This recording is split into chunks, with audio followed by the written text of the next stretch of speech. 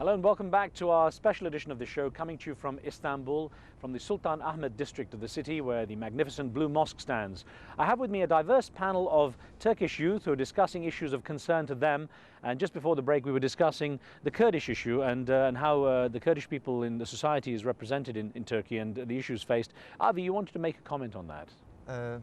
I think Ömer is right. Yes, there are many Kurdish parliamentary in the parliament, but DTP's position is some kind of different because there are, yes, Kurdish people who are living in Turkey, but being Kurdish as an identity, that's the thing that we're missing till now mostly. So DTP is just doing that. So there's a difference between being Kurd and taking Kurdish culture on the ground. So there's a slight difference there. And by the way, there has been many discrimination on Kurds till I don't know, but this government, AKP government, has done many wrong things too, and including the right things too. But for example, the spokesperson for the government, Cemil Çiçek, recently said about local elections, DTP has just won a city which is close to Armenian border, and he mentioned that yes, now DTP has that city and that's a huge problem because Armenians and Kurds are getting closer. And those comments are not just one or two, and so there's a problem. Still feel there is something. Yeah. Canberk Goçulu, you wanted to add something to that as well. I think it's not a new problem. The Kurdistan insisted on SUR agreement, and now the US project, which called Greater Middle East Initiative, now they are insisting again. And I think we must accept that the Turkish government after 80s made really serious mistake there, but I think we can solve it. As our political party CHP, I think we can break their feudal system, and we can make solve security problems maybe. And the Turkish government laws must dominate there instead of customs, I think. Neslihan, the other issue that comes up a lot and is a very taboo subject here is the issue of Armenia and the history with Armenia. 1915 onwards, the death of more than 1 million Armenians. The word genocide, whether it should be used or not, is big in debate. Barack Obama avoided using the word. That was also politically loaded.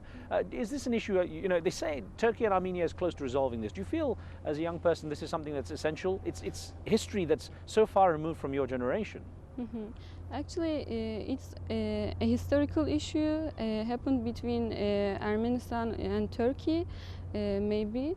But I don't see that Armenian problem or Kurdish problem or any kind of identity problems in Turkey. They are coming from different roots. I wanted to add maybe to my friends that in maybe every political parties have some Kurdish candidates. But the problem is, in Turkey we don't have the problem of people being Kurdish, being Armenian, being Muslim, being something else. We have the problem of declaration of these identities. Because you could be Kurdish, but please don't declare it. Like, don't ask for additional rights because of your background. And it's the same maybe for Armenian friends in Turkey too. This is not only the problem between countries, because we have a few population, unfortunately few population today, Armenian population. So if we have these citizens in Turkey, this is Turkey's inner problem. Right. I think so.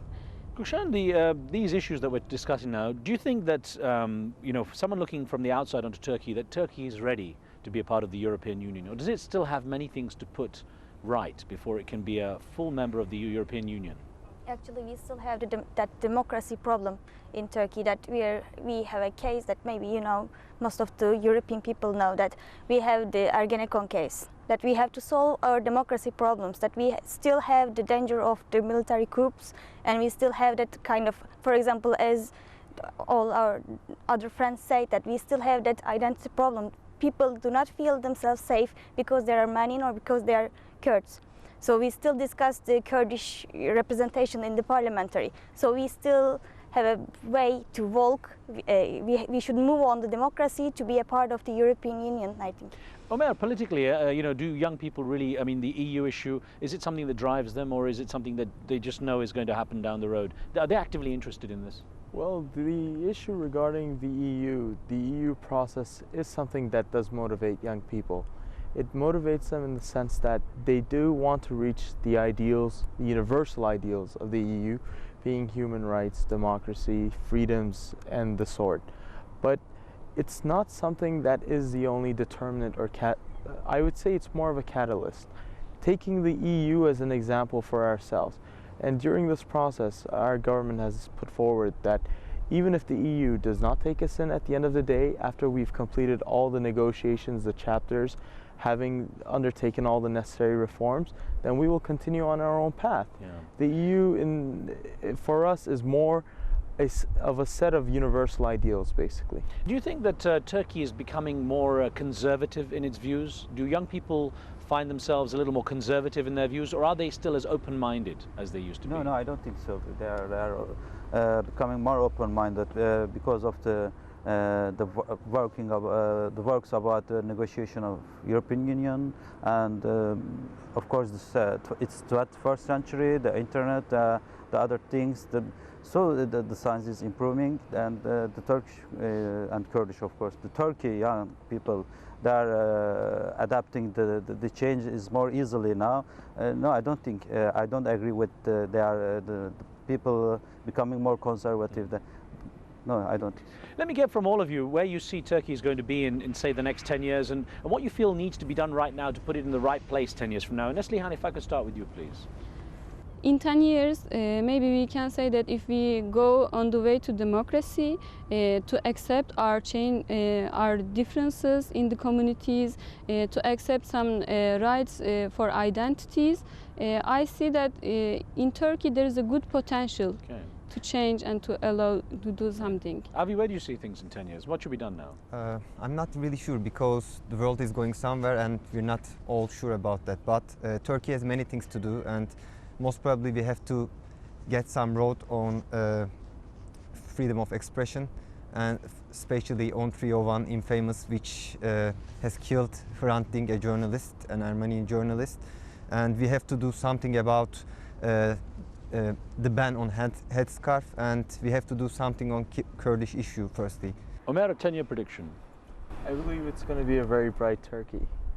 A Turkey that has a major say in world affairs, and a Turkey whereby all young people will want to live in, and people from abroad, other young people, will want to come to.